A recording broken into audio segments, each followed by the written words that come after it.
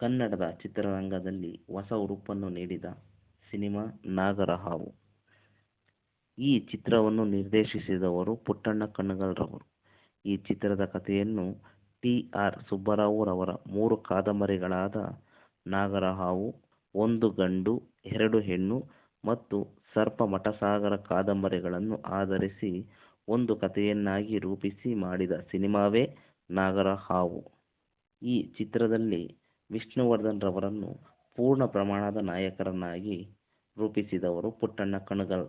ನಾಗರಹಾವು ಸಿನಿಮಾದ ತಾರಾಗಣದಲ್ಲಿ Aarathi, K. S. Ashwath, Shubha, Leelavathi, M. Jayashree, M. N. Lakshmidevi, Ambareesh, Shivaram, Lokanath, Vajramuni ಇನ್ನೂ ಅನೇಕ ಕಲಾವಿದರು ಅಭಿನಯಿಸಿದ್ದಾರೆ. ನಾಗರಹಾವು ಸಿನಿಮಾವನ್ನು ಪುಟ್ಟಣ್ಣ ಕಣಗಾಲ್ ರವರು ತಮ್ಮ ಕನಸಿನಂತೆ ರೂಪಿಸಿ ನೋಡುಗರಿಗೆ ರಸದೌತಣವನ್ನು ತುಂಬಿ ಕೊಟ್ಟಿದ್ದಾರೆ. ಈ ಚಿತ್ರವನ್ನು ನಿರ್ಮಾಣ ಮಾಡಿದವರು ಎನ್. ವೀರಾಸ್ವಾಮಿರವರು. 29 ಡಿಸೆಂಬರ್ 1972ರಲ್ಲಿ ನಾಗರಹಾವು ಸಿನಿಮಾವು ತೆರೆ ಕಂಡಿತು. ಈ ಸಿನಿಮಾವು ಕನ್ನಡದ 2ನೇ ಅತ್ಯುತ್ತಮ ಚಿತ್ರವಾಗಿ ಹೊರಹೊಮ್ಮಿತು. ನಾಗರಹಾವು ಚಿತ್ರಕ್ಕೆ ಬಂದ ಪ್ರಶಸ್ತಿಗಳು: 2ನೇ ಅತ್ಯುತ್ತಮ ಚಿತ್ರ, ಅತ್ಯುತ್ತಮ ನಟ ವಿಷ್ಣುವರ್ಧನ್, ಅತ್ಯುತ್ತಮ ನಟಿ ಆರತಿ, ಅತ್ಯುತ್ತಮ ಪೋಷಕ ನಟ ಕೆ. ಎಸ್. ಅಶ್ವಥ್, ಅತ್ಯುತ್ತಮ ಪೋಷಕ ನಟಿ ಶುಭ, ಅತ್ಯುತ್ತಮ ಕಥೆ ಟಿ. ಆರ್. ಸುಬ್ಬರಾವ್, ಅತ್ಯುತ್ತಮ ಚಿತ್ರಕಥೆ ಪುಟ್ಟಣ್ಣ ಕಣಗಾಲ್, ಅತ್ಯುತ್ತಮ ಸಂಭಾಷಣೆ ಚಿ. ಉದಯಶಂಕರ್ ರವರಿಗೆ.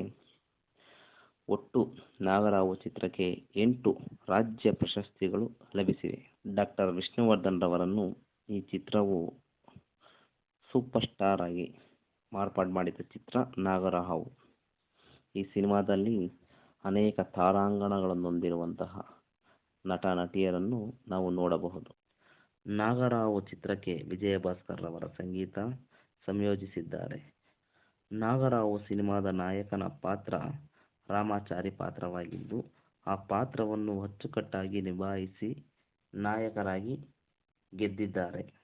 ನಾಗರಹಾವು ಸಿನಿಮಾವು ಚಿತ್ರದುರ್ಗದ ಕೋಟೆಯ ಸುತ್ತಮುತ್ತಲು ಚಿತ್ರೀಕರಿಸಿ ಅದ್ಭುತವಾಗಿ ಕೋಟೆ ಕೊತ್ತಲುಗಳನ್ನು ತೋರಿಸಿದ್ದಾರೆ ನಿರ್ದೇಶಕ ಪುಟ್ಟಣ್ಣ ಕಣಗಾಲ್ ರವರು. ಮುಂದಿನ ಸಂಚಿಕೆಯಲ್ಲಿ ಬರಲಿದ್ದೇನೆ ಮತ್ತೊಂದು ವಿಡಿಯೋದೊಂದಿಗೆ. ನಮಸ್ಕಾರ.